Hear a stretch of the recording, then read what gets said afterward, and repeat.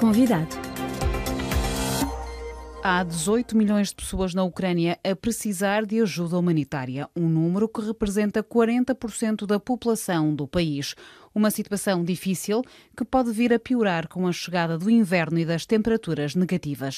Saviano Abreu, porta-voz do OCHA, Escritório das Nações Unidas para a Coordenação dos Assuntos Humanitários na Ucrânia, faz-nos um ponto da situação humanitária no país.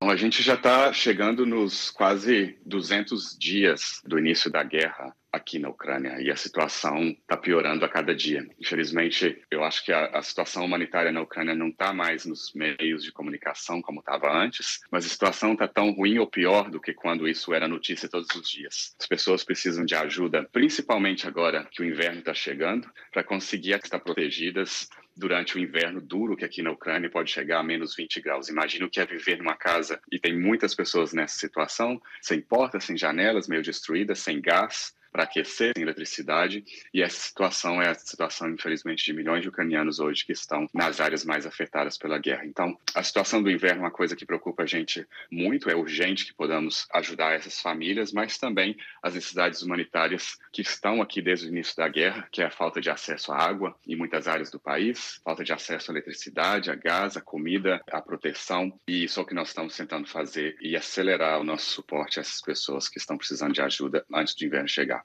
Em total, hoje, aqui na Ucrânia, quase 18 milhões de pessoas precisam de ajuda humanitária. Então, é um número enorme, mais de 40% de toda a população do país que hoje depende da ajuda humanitária para sobreviver. E como é que vocês conseguem essa logística para chegar a estes 18 milhões de pessoas e nestas necessidades que são tão díspares? Fala-me da água, da alimentação, mas também agora com a questão do inverno, como é que podem colmatar a falta de abastecimento de energia? É uma operação bastante complicada, porque operando em uma área que está em guerra, que a questão de segurança é muito difícil. Nós conseguimos e temos acesso às pessoas que precisam dessa ajuda em boa parte do país, nas áreas que estão controladas pelo governo ucraniano. Nessas áreas, nós conseguimos chegar, nós conseguimos dar o apoio humanitário. O processo agora, como você me perguntou sobre como ajudar essas pessoas que não têm acesso à eletricidade, ao gás, estamos começando um processo de reparação urgente de casas, de abrigos, adaptando locais onde as pessoas deslocadas estão vivendo de maneira conjunta também para estar preparadas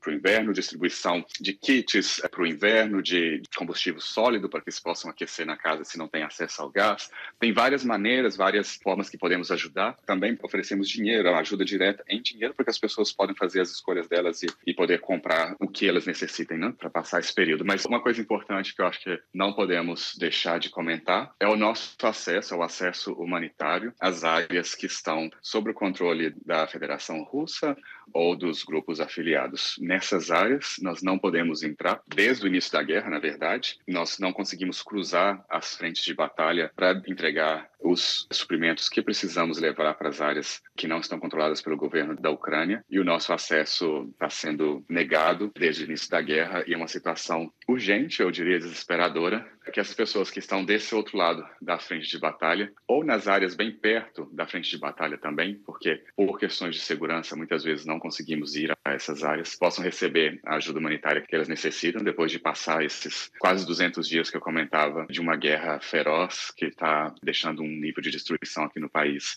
que é inimaginável. Se a situação humanitária na região controlada pela Ucrânia é preocupante, não menos preocupante é também a situação humanitária na zona controlada pelas forças russas. Todavia, vocês não têm acesso a essas pessoas. Nós temos presença humanitária em algumas dessas áreas, nas áreas de Donetsk, por exemplo, que já estávamos operando antes do dia 24 de fevereiro, antes do início da guerra, durante os quase 8 anos de conflito. Ainda temos presença nessas áreas, mas é uma presença muito limitada pelos problemas de não conseguir levar os suprimentos, os materiais de ajuda que precisamos para operar nessas regiões. Temos restrições de movimentos, temos vários problemas que estamos enfrentando nessas áreas, colocados pelas entidades que controlam os territórios, que impedem o nosso processo. Para você ter uma ideia, nem sequer um processo de avaliação no terreno de qual é a situação humanitária nessas regiões nós não podemos fazer. Então é difícil, inclusive, de especificar, de dar números exatos de quantas pessoas, de qual é essa ajuda humanitária que nós precisamos entregar de maneira muito específica. Nós sabemos que a situação é dura, que as pessoas precisam dessa ajuda, porque temos olhos e fontes aí que nos dizem isso, mas é difícil, inclusive, de determinar o nível que precisamos operar, porque não temos o acesso para fazer o nosso trabalho. Este universo de 18 milhões de pessoas, portanto 40% da população ucraniana de que me fala, é a população que se encontra na zona controlada pelo governo ucraniano? Não, nós tínhamos uma estimação, incluindo as zonas que não estão controladas. Nós sabemos os números de população que estavam nessas áreas, então tem umas estimações, se não me falha a memória, mais ou menos uns 5 milhões de pessoas, mais ou menos, muito aproximado, devem estar nessas áreas e são pessoas que precisam de ajuda humanitária. Mas, como eu disse, são estimações que fizemos há alguns meses. São perto da realidade, mas não é uma realidade que nós podemos ir verificar e falar com segurança de que é essa situação. É uma estimação que precisávamos poder entrar e conseguir verificar isso e verificar qual é a necessidade do nosso trabalho lá. Outro exemplo que é muito gráfico do que está acontecendo, nós conseguimos, durante esses quase 200 dias de guerra, prestar ajuda humanitária, entregar o dinheiro que eu comentava antes, comida, água, serviços médicos, que é outra necessidade brutal aqui no país. Vários centros médicos foram destruídos ou o pessoal médico sanitário teve que deixar as áreas, então acesso aos serviços de saúde são muito restritos em algumas áreas. Então, tudo isso fizemos e conseguimos chegar a mais ou menos 13 milhões de pessoas durante esses 200 dias de guerra. Só 1 milhão dos 13 milhões estão em áreas que não estão controladas pelo governo da Ucrânia. Então, acho que isso é muito gráfico para dar uma ideia da falta de acesso, dos problemas que estamos enfrentando para chegar nas outras áreas onde as pessoas sabemos que precisam da ajuda humanitária, precisam do nosso suporte, inclusive de proteção, se eles quiserem sair dessas áreas que estão enfrentando problemas e não podem sair para outras áreas do país, essas pessoas não estão recebendo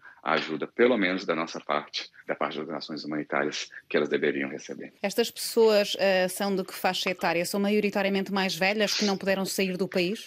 Nas áreas que estão perto da frente de batalha, do lado controlado pelo governo ucraniano, sabemos que a maioria são pessoas mais idosas, pessoas com dificuldade de locomoção, grupos mais vulneráveis que não conseguiram sair porque o movimento não é fácil, tem que pegar transporte ou caminhar, então não é uma coisa tão simples para uma pessoa muito velha, com problemas de movimento, sair, fugir dessas áreas que estão perto da frente de batalha. Do outro lado, os grupos são muito mais heterogêneos. Exato, porque os problemas lá para sair não só vêm simplesmente pela dificuldade de movimento, por exemplo, de uma pessoa mais velha, mas também por restrições que as pessoas estão enfrentando para poder sair dessas áreas. Nos últimos dias, por exemplo, em Zaporizhzhia Oblast, entre o leste e o sul do país, o Oblast é como a gente chama os estados, as regiões aqui da Ucrânia. Esse Oblast, uma parte está controlada pelo governo da Ucrânia, uma parte está controlada pelo governo da Rússia, e nossos colegas que estão lá falaram de mais ou menos 4 mil pessoas em carros particulares que estão perto dos checkpoints de controle, tentando passar para o lado ucraniano e ficaram lá dias, e algumas pessoas, inclusive, morrem nessas filas tentando cruzar para o lado de cá. Então, é um grupo heterogêneo, tem pessoas de todas as idades, de todos os tipos, tentando fugir e, infelizmente, enfrentam problemas enormes que não deveriam, um direito humano, poder, pelo menos, se proteger e fugir de uma área que está experimentando bombardeios diários. Isso é um problema que elas estão se enfrentando e não estão conseguindo sair. Estas pessoas de que fala, as mais idosas, portanto, do lado ucraniano, que estão na frente de guerra e que são mais vulneráveis à guerra por dificuldades também de locomoção, também são elas mais vulneráveis ao inverno que se aproxima. O que pode fazer antever aqui que o cenário vai ficar ainda mais negro, mais difícil, mais triste? Exatamente, eu acho que eu não teria explicado melhor do que o que você acaba de dizer. Me deixa triste, inclusive, mencionar o que está acontecendo. São pessoas idosas que têm que passar horas intermináveis em abrigos subterrâneos ou no interior das casas, se protegendo, porque essas áreas estão sendo bombardeadas constantemente. 3 dias atrás, nós fomos perto dessas áreas para distribuir ajuda humanitária, conseguimos levar 6 caminhões de ajuda humanitária, que vai ajudar mais ou menos 5 mil pessoas perto das frentes de batalha em Donetsk Oblast. Estamos fazendo isso regularmente, mas ainda não é o suficiente. O suficiente para essas pessoas era poderem estar na casa delas de maneira normal, ter acesso a gás para aquecer a casa, poder cozinhar, e isso não está acontecendo. Eu conheci, poucas semanas atrás, um casal, na verdade, cidade, que está em Odessa. Eles foram deslocados, fugiram da guerra com os filhos, estão em Odessa agora. E os pais da mulher, eles estão em Donetsk Oblast, em uma dessas cidades, em Bakhmut, que está sendo bombardeada constantemente. E essa mulher me contava a situação dos pais. Tem mais de 80 anos, não se movem com facilidade, não saíram da casa, também não querem sair. Eu acho que isso, cada um de nós podemos entender que muita gente,